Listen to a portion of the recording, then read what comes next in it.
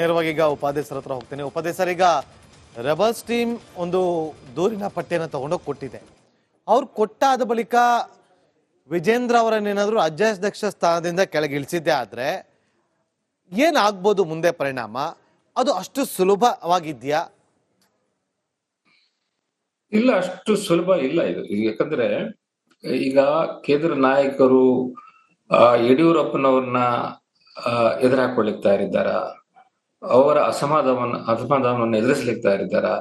ಇವರ ಮಾತು ಕೇಳಿ ವಿಜೇಂದ್ರನ ತೆಗೆದ್ರೆ ಖಂಡಿತ ಯಡಿಯೂರಪ್ಪನವರಿಗೆ ಬೇಸರ ಆಗುತ್ತೆ and he will not keep quiet. So ಆ ಒಂದು ಪರಿಸ್ಥಿತಿ ಇರುವಾಗ ನನಗನ್ಸುತ್ತೆ ಈಗ ವಿಜೇಂದ್ರ 1.5 ವರ್ಷ ಆಯ್ತು, ಇನ್ನು 1.5 ವರ್ಷ ಅವರೇ ಇರ್ತಾರೆ ಅಂತಕ್ಕಂತ ಒಂದು ಖಚಿತವಾದಂತ ಹೇಳಿಕೆನ ಇವತ್ತು ಕೊಟ್ಟಿದ್ದಾರೆ. ಅವರೇ ಮಾತಾಡಿದ್ದಾರೆ, ವಿಜೇಂದ್ರ ಅವರೇ ಹೇಳಿದ್ದಾರೆ ನೆಕ್ಸ್ಟ್ ನಾನೇ ಸೆಕೆಂಡ್ ಟರ್ಮ್ ನಾನೇ ರಾಜ್ಯಾಧ್ಯಕ್ಷ ಆಗ್ತೀನಿ ಅಂತ ಹೇಳಿ. ವಿಜೇಂದ್ರ ಹೇಳ್ತಾರೆ, ವಿಜೇಂದ್ರ ಏನ್ ಬೇಕಾದ್ರೆ ಹೇಳ್ಬೋದು, ಅದು ಸೆಂಟ್ರಲ್ ಲೀಡರ್ಸ್ ಇಂದ ಬರ್ಬೇಕು. ಮೇಕ್ ಇಟ್ ವೆರಿ ಕ್ಲಿಯರ್, ನಾವು ವಿಜೇಂದ್ರನ ಅಪಾಯಿಂಟ್ ಮಾಡಿದ್ದೇವೆ, ಅವರು 3 ವರ್ಷ ಇರ್ತಾರೆ, ಅದರ ನಂತರ ಬದಲಾವಣೆ ಬಗ್ಗೆ ನಾವು ಯೋಚನೆ ಮಾಡೋಣ ಅನ್ನೋದನ್ನ ಒಂದು ಹೇಳ್ಬೇಕು. ಎರಡನೇದಾಗಿ ಕೇಂದ್ರದಿಂದ ಒಂದು ಶಿಸ್ತು ಸಮಿತಿಯನ್ನ ಮಾಡ್ಬೇಕು. ಶಿಸ್ತು ಸಮಿತಿಯಲ್ಲಿ ಒಂದು 3 ಜನ ಸೀನಿಯರ್ಸ್ ಇದ್ಕೊಂಡು ಅವರು ಇಂಥ ಏನಾದ್ರು ಒಂದು ಅಶಿಸ್ತಿನ ಘಟನೆ ಬಂದ ತಕ್ಷಣ ಅದ್ರ ಮೇಲೆ ಕ್ರಮ ತಗೊಳ್ಬೇಕು. ಇಮಿಡಿಯೇಟ್ ಕ್ರಮ ತಗೊಂಡು ಅಶಿಸ್ತಿಗೆ ಯಾರ್ಯಾರು ಒಳಗಾಗ್ತಾರೆ ಅವ್ರ ಮೇಲೆ ಕ್ರಮ ಆಗದೇ ಇದ್ರೆ ಇದು ಕಂಟಿನ್ಯೂ ಆಗ್ತಾನೆ ಇರುತ್ತೆ. So everybody thinks that they can say something and get away. So ಅದು ಯಾವ ರೀತಿಯ ಒಂದು ಜನಮಾನಸದಲ್ಲಿ ಯಾವ ರೀತಿ ಒಂದು ಪರಿಣಾಮ ಬೀರ್ತಾ ಇದೆ, ಪಕ್ಷದ ಮೇಲೆ ಯಾವ ರೀತಿ ಪರಿಣಾಮ ಬೀರ್ತಾ ಇದೆ, ಅದನ್ನು ಗಮನಿಸಿದವರೇ ಇಲ್ಲಿದ್ದಂಗೆ ಆಗ್ಬಿಟ್ಟಿದೆಯಲ್ಲ. ಸೊ ಹಾಗಾಗಿ ಬಿಜೆಪಿ ಒಂದು ಚಾವಟಿ ಬೀಸಬೇಕಾಗಿದೆ, ಅವರ ಪಕ್ಷವನ್ನ ಹಿಡಿತಕ್ಕೆ ತಗೊಳ್ಬೇಕಾಗಿದೆ. ಈಗ ಒಂದ್ ರೀತಿ ಕಂಪ್ಲೀಟ್ ಡ್ರಿಫ್ಟ್ ಆಗೋಗ್ಬಿಟ್ಟಿದೆ. ಈಗ ಅದು ಯಾವ ಲೆವೆಲ್ಗೆ ಹೋಗುತ್ತೆ ಅಂತ ಹೇಳಲಿಕ್ಕೂ ಬರಲ್ಲ. ಕಳೆದ ಚುನಾವಣೆಯಲ್ಲಿ 120 ಚಿಲ್ಲರೆ ಸೀಟ್ಗಳಿಂದ 66 ಸೀಟ್ಗಳಿತ್ತು. ಸೊ ಅದರಿಂದ ಇನ್ನೂ ಕೆಳಗೆ ಹೋಗ್ಬೇಕಾ ನಿಮಗೆ? ಏನು ನಿಮ್ಮ ಉದ್ದೇಶ ಏನು? ಇಡೀ ದಕ್ಷಿಣ ಭಾರತದಲ್ಲಿ ಇರ್ತಕ್ಕಂಥದ್ದು ಒಂದು ಸ್ಟೇಟು ಕರ್ನಾಟಕ. ಅದು ಕಳ್ಕೊಳ್ಳೋದಾದ್ರೆ ಮತ್ತೆ maximum number of Lok Sabha seat south ನಲ್ಲಿ ಕೊಡ್ತಕ್ಕಂಥದ್ದು ಕರ್ನಾಟಕ. ಸೊ ಅಲ್ಲಿ ಒಂದು ಅಭದ್ರತೆ ಸೃಷ್ಟಿ ಮಾಡಿದರೆ ದಕ್ಷಿಣ ಭಾರತಕ್ಕೆ ಇರುವಂತ ಏಕೈಕ ಹೆಬ್ಬಾಗಿಲು ಅಂದ್ರೆ ಅದು ಕರ್ನಾಟಕ. ಅದನ್ನ ಅಲ್ಲಿರುವಂತವರೇ ಹೆಬ್ಬಾಗಿಲನ್ನ ಮುಚ್ಚುವಂತ ಕೆಲಸವನ್ನ ಮಾಡ್ತಿದ್ದಾರಾ ಅಂತ ಅನ್ಸುತ್ತೆ. ಹೌದು. ಇದರ ಡೇಂಜರ್ನ ಯಾಕೆ ಇದುವರೆಗೆ ಅರ್ಥ ಮಾಡ್ಕೊಳ್ತಾ ಇಲ್ಲ ನನಗೆ ಬಿಕಮ್ ಎ ಮಿಸ್ಟ್ರಿ. ಯಾಕಂದ್ರೆ ಇಲ್ಲಿಂದ ಇನ್ನೂ ಜಾಸ್ತಿ ಬೆಳಿಬೇಕು ಅನ್ನೋ ಒಂದು ಆಶಾಭಾವನೆಯಿಂದ ಇಲ್ಲಿ ಶುರು ಆಗಿದ್ದು. ತೆಲಂಗಾಣದಲ್ಲಿ ಒಂದಷ್ಟು ಅವಕಾಶಗಳಿತ್ತು, ಅದು ಕೂಡ ಕಳ್ಕೊಂತು. ಆಮೇಲೆ ತಮಿಳುನಾಡಿನಲ್ಲಿ ಬೆಳಿಬೇಕು ಅನ್ನೋ ಒಂದು ಮಹತ್ವಾಕಾಂಕ್ಷೆ ಬಿಜೆಪಿಗಿದೆ. ಅಲ್ಲಿ ಅಣ್ಣಾಮಲೈಯವರು ಬಹಳಷ್ಟು ಟ್ರೈ ಮಾಡ್ತಾ ಇದ್ದಾರೆ. ಅಂಡ್ ಇನ್ನೊಂದು 2 ವರ್ಷಕ್ಕೆ ಅಲ್ಲಿ ತಮಿಳುನಾಡಲ್ಲಿ ಎಲೆಕ್ಷನ್ ಆಗುತ್ತೆ. ಬೇರೆ ಬೇರೆ ಸೌತ್ ನೋಡಿ, ಒಳ್ಳೆ ಪಾಯಿಂಟ್ ಹೇಳಿದ್ರೆ ಅಣ್ಣಾಮಲೈ ಅವರು ಇನ್ನು 2 ವರ್ಷದಲ್ಲಿ ಚುನಾವಣೆ ಆಗುತ್ತೆ. ಆದ್ರೆ ನೋಡಿ, ಆಂಧ್ರದಲ್ಲಿ ಪವನ್ ಕಲ್ಯಾಣ್ ಅವರು ಇವತ್ತು DCM ಸ್ಥಾನಕ್ಕೆ ಬರೋದಕ್ಕೆ ಅಷ್ಟು ಸುಲಭವಾಗಿರ್ಲಿಲ್ಲ. ಅಷ್ಟು ಹೋರಾಟವನ್ನ ಮಾಡಿದ್ರು, ಇಡೀ ರಾಜ್ಯಾದ್ಯಂತ ಪಾದಯಾತ್ರವನ್ನ ಕೈಗೊಂಡ್ರು. ಈ ಕಡೆ ಅಣ್ಣಾಮಲೈ ಅವರು ಕೂಡ ಒಂದು ದೊಡ್ಡ ಮಟ್ಟದಲ್ಲಿ ಕ್ಯಾಂಪೇನ್ಗಳನ್ನ ಮಾಡೋದಕ್ಕೆ ಶುರು ಮಾಡಿದ್ದಾರೆ, ಪಾದಯಾತ್ರೆಗಳನ್ನ ಮಾಡೋದಕ್ಕೆ ಶುರು ಮಾಡಿದ್ದಾರೆ.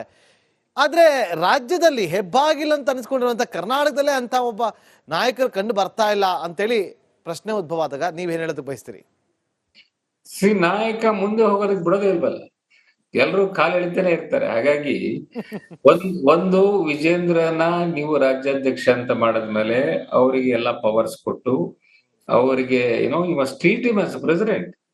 ಈಗ ಏನಾಗ್ತಾ ಇದೆ ಅಂದ್ರೆ is not considered even as even a small level leader. So district level ಲೀಡರ್ಗಿಂತ ಕಡಿಮೆಯಾಗಿ ನೋಡ್ತಾ ಇದೆ ಇಡೀ ಪಕ್ಷ. ಅದನ್ನ ಕೂಡ ಕೇಂದ್ರ ನಾಯಕರು ಸಹಿಸಿಕೊಂಡಿದ್ದಾರೆ. ಸೊ ಈ ಒಂದು ಪರಿಸ್ಥಿತಿಯನ್ನ ಅವ್ರ ಮೈ ಮೇಲೆ ಅವರೇ ಹೇಳ್ಕೊಂಡಿದ್ದಾರೆ. ಇದನ್ನ ಸರಿ ಮಾಡ್ಬೇಕಾದ ಕಾಲ ಬಂದಿದೆ ಈಗ. ಇದು ಮಾಡದೇ ಇದ್ರೆ ಪಕ್ಷವನ್ನ ನೀವು ಇನ್ನಷ್ಟು ಹಳ್ಳಕ್ಕೆ ತಳ್ದಂಗ ಆಗತ್ತೆ. ನೋಡೋಣ ಉಪಾಧ್ಯಾಯ ಸರ್, ದೆಹಲಿ ಚುನಾವಣೆ ನಾಳೆ ಇದೆ, 8ನೇ ತಾರೀಕು ಫಲಿತಾಂಶ ಹೊರಬೀಳುತ್ತೆ. ಅದಾದ ಬಳಿಕ ಬಿಜೆಪಿ ವರಿಷ್ಠರು ಎಂಟ್ರಿ ಕೊಡ್ತಾರಾ ಅಂತೇಳಿ, ಆ ಮೂಲಕ ಬಿಜೆಪಿ ಪರದಲ್ಲಿ ಈಗ ಆಗ್ತಾ ಇರುವಂತ ಬಣ ಬಡಿದಾಡಕ್ಕೆ ಒಂದು ಬ್ರೇಕ್ ಬೀಳ್ತಾ ಅಂತೇಳಿ. Thank you so much. ಇಷ್ಟೊತ್ತರೆಗೂ ಸಾಕಷ್ಟು ವಿಚಾರಗಳನ್ನ ನಮ್ಮೊಂದಿಗೆ ಹಂಚ್ಕೊಂಡಿದ್ದಕ್ಕಾಗಿ. ನೋಡಿ ವೀಕ್ಷಕರೇ, ಈಗ ಬಿಜೆಪಿ ಪಾಳದಲ್ಲಿ ಎಂಥ ಒಂದು ಬಣ ಬಡಿದಾಟ ಆಗಿದೆ ಅಂತೇಳಿ, ಅದರಿಂದ ಏನು ಇಂಪ್ಯಾಕ್ಟ್ ಆಗುವಂಥದ್ದೇನಿಲ್ಲ, ಜನಸಾಮಾನ್ಯರಿಗೆ ಯಾವುದೇ ರೀತಿಯಿಂದ ಇಂಪ್ಯಾಕ್ಟ್ ಆಗೋದಿಲ್ಲ. ಆದರೆ ಕಮಿಂಗ್ ಡೇಸ್ ಅಲ್ಲಿ ಯಾವುದೇ ಒಂದು ಚುನಾವಣೆ ಅಂತ ಬಂದಾಗ ಇದು ಆ ಚುನಾವಣೆ ಮೇಲೆ ಎಫೆಕ್ಟ್ ಆಗುತ್ತೆ ಅಂದ್ರೂ ಕೂಡ ತಪ್ಪಾಗೋದಿಲ್ಲ. ಹಾಗಾಗಿ ರೆಬಲ್ಸ್ನ ಚೆಂಡು ಈಗ ಹೈಕಮಾಂಡ್ ಅಂಗಳದಲ್ಲಿದೆ. ಹೈಕಮಾಂಡ್ ಆ ಚೆಂಡನ್ನ ಬದಿಗಿಟ್ಟು ಸುಮ್ಮನೆ ಇರಿಸುವಂತ ಪ್ರಯತ್ನವನ್ನ ಮಾಡುತ್ತಾ ಅಥವಾ ಬದಲಾವಣೆಗಳನ್ನೇನಾದ್ರು ತರುತ್ತಾ ಅಂತೇಳಿ ಕಾದ್ ನೋಡ್ಬೇಕು. ನೇರವಾಗಿ ಈಗ ಉಪಾಧ್ಯಕ್ಷರ ಹತ್ರ ಹೋಗ್ತೇನೆ. ಉಪಾಧ್ಯಕ್ಷರ, ಈಗ ರೆಬಲ್ಸ್ ಟೀಮ್ ಒಂದು ದೂರಿನ ಪಟ್ಟಿಯನ್ನು ತಗೊಂಡೋಗಿ ಕೊಟ್ಟಿದೆ. ಅವ್ರು ಕೊಟ್ಟಾದ ಬಳಿಕ ವಿಜೇಂದ್ರ ಅವರನ್ನೇನಾದ್ರು ರಾಜ್ಯಾಧ್ಯಕ್ಷ ಸ್ಥಾನದಿಂದ ಕೆಳಗಿಳಿಸಿದ್ದೆ ಆದ್ರೆ ಏನಾಗ್ಬೋದು ಮುಂದೆ ಪರಿಣಾಮ? ಅದು ಅಷ್ಟು ಸುಲಭವಾಗಿದ್ಯಾ? ಇಲ್ಲ, ಅಷ್ಟು ಸುಲಭ ಇಲ್ಲ ಇದು. ಯಾಕಂದ್ರೆ ಈಗ ಕೇಂದ್ರ ನಾಯಕರು ಯಡಿಯೂರಪ್ಪನವ್ರನ್ನ ಎದುರಾಕೊಳ್ಳಿಕ್ ತಯಾರಿದ್ದಾರ, ಅವರ ಅಸಮಾಧಾನವನ್ನು ಎದುರಿಸ್ಲಿಕ್ಕೆ ತಯಾರಿದ್ದಾರ. ಇವರ ಮಾತು ಕೇಳಿ ವಿಜೇಂದ್ರನ ತೆಗೆದ್ರೆ ಖಂಡಿತ ಯಡಿಯೂರಪ್ಪನವರಿಗೆ ಬೇಸರ ಆಗುತ್ತೆ and he will not keep quiet. So ಆ ಒಂದು ಪರಿಸ್ಥಿತಿ ಇರುವಾಗ ನನಗನ್ಸುತ್ತೆ ಈಗ ವಿಜೇಂದ್ರ 1.5 ವರ್ಷ ಆಯ್ತು, ಇನ್ನು 1.5 ವರ್ಷ ಅವರೇ ಇರ್ತಾರೆ ಅಂತಕ್ಕಂತ ಒಂದು ಖಚಿತವಾದಂತ ಹೇಳಿಕೆನ ಇವತ್ತು ಕೊಟ್ಟಿದ್ದಾರೆ. ಅವರೇ ಮಾತಾಡಿದ್ದಾರೆ. ವಿಜೇಂದ್ರ ಅವರೇ ಹೇಳಿದ್ದಾರೆ ನೆಕ್ಸ್ಟ್ ನಾನೇ ಸೆಕೆಂಡ್ ಟರ್ಮ್ ನಾನೇ ರಾಜ್ಯಾಧ್ಯಕ್ಷ ಆಗ್ತೀನಿ ಅಂತ ಹೇಳಿ. ವಿಜೇಂದ್ರ ಹೇಳ್ತಾರೆ. ವಿಜೇಂದ್ರ ಏನ್ ಬೇಕಾದ್ರೆ ಹೇಳ್ಬೋದು, ಅದು ಸೆಂಟ್ರಲ್ ಲೀಡರ್ಸ್ ಇಂದ ಬರ್ಬೇಕು. ಮೇಕ್ ಇಟ್ ವೆರಿ ಕ್ಲಿಯರ್, ನಾವು ವಿಜೇಂದ್ರನ ಅಪಾಯಿಂಟ್ ಮಾಡಿದ್ದೇವೆ, ಅವರು 3 ವರ್ಷ ಇರ್ತಾರೆ, ಅದರ ನಂತರ ಬದಲಾವಣೆ ಬಗ್ಗೆ ನಾವು ಯೋಚನೆ ಮಾಡೋಣ ಅನ್ನೋದನ್ನ ಒಂದು ಹೇಳ್ಬೇಕು. ಎರಡನೇದಾಗಿ ಕೇಂದ್ರದಿಂದ ಒಂದು ಶಿಸ್ತು ಸಮಿತಿಯನ್ನ ಮಾಡ್ಬೇಕು. ಶಿಸ್ತು ಸಮಿತಿಯಲ್ಲಿ ಒಂದು 3 ಜನ ಸೀನಿಯರ್ಸ್ ಇದ್ಕೊಂಡು ಅವರು ಇಂಥ ಏನಾದ್ರು ಒಂದು ಅಶಿಸ್ತಿನ ಘಟನೆ ಬಂದ ತಕ್ಷಣ ಅದ್ರ ಮೇಲೆ ಕ್ರಮ ತಗೊಳ್ಬೇಕು. ಇಮಿಡಿಯೇಟ್ ಕ್ರಮ ತಗೊಂಡು ಅಶಿಸ್ತಿಗೆ ಯಾರ್ಯಾರು ಒಳಗಾಗ್ತಾರೆ ಅವ್ರ ಮೇಲೆ ಕ್ರಮ ಆಗದೇ ಇದ್ರೆ ಇದು ಕಂಟಿನ್ಯೂ ಆಗ್ತಾನೆ ಇರುತ್ತೆ. So everybody thinks that they can say something and get away. So ಅದು ಯಾವ ರೀತಿಯ ಒಂದು ಜನಮಾನಸದಲ್ಲಿ ಯಾವ ರೀತಿ ಒಂದು ಪರಿಣಾಮ ಬೀರ್ತಾ ಇದೆ, ಪಕ್ಷದ ಮೇಲೆ ಯಾವ ರೀತಿ ಪರಿಣಾಮ ಬೀರ್ತಾ ಇದೆ, ಅದನ್ನು ಗಮನಿಸಿನವರೇ ಇಲ್ಲಿದ್ದಂಗೆ ಆಗ್ಬಿಟ್ಟಿದೆಯಲ್ಲ.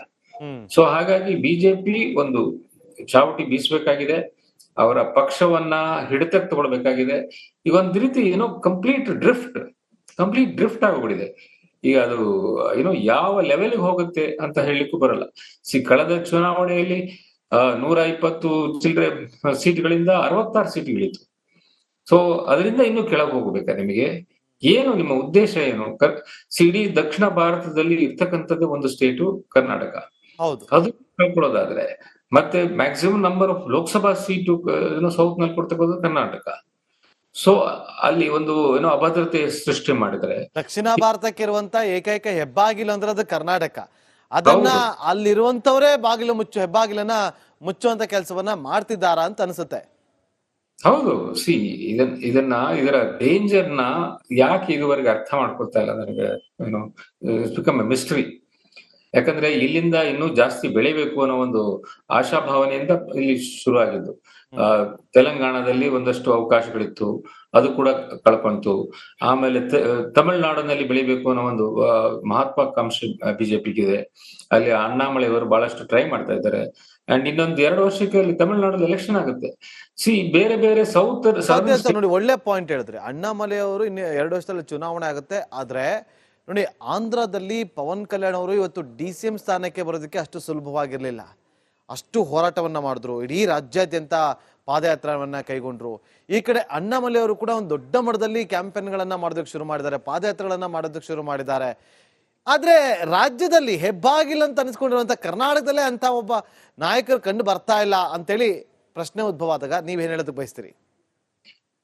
ನಾಯಕ ಮುಂದೆ ಹೋಗೋದಕ್ಕೆ ಬಿಡೋದೇ ಇಲ್ವಲ್ಲ, ಎಲ್ರು ಕಾಲು ಎಳಿತಾನೆ ಇರ್ತಾರೆ. ಹಾಗಾಗಿ ಒಂದು ವಿಜೇಂದ್ರನ ನೀವು ರಾಜ್ಯಾಧ್ಯಕ್ಷ ಅಂತ ಮಾಡಿದ್ಮೇಲೆ ಅವರಿಗೆ ಎಲ್ಲ ಪವರ್ಸ್ ಕೊಟ್ಟು ಅವರಿಗೆ you must treat him as president. ಈಗ ಏನಾಗ್ತಾ ಇದೆ ಅಂದ್ರೆ is not considered even as even a small level leader. So district level ಲೀಡರ್ಗಿಂತ ಕಡಿಮೆಯಾಗಿ ನೋಡ್ತಾ ಇದೆ ಇಡೀ ಪಕ್ಷ. ಅದನ್ನ ಕೂಡ ಕೇಂದ್ರ ನಾಯಕರು ಸಹಿಸಿಕೊಂಡಿದ್ದಾರೆ. ಸೊ ಈ ಒಂದು ಪರಿಸ್ಥಿತಿಯನ್ನ ಅವ್ರ ಮೈ ಮೇಲೆ ಅವರೇ ಹೇಳ್ಕೊಂಡಿದ್ದಾರೆ. ಇದನ್ನ ಸರಿ ಮಾಡ್ಬೇಕಾದ ಕಾಲ ಬಂದಿದೆ ಈಗ.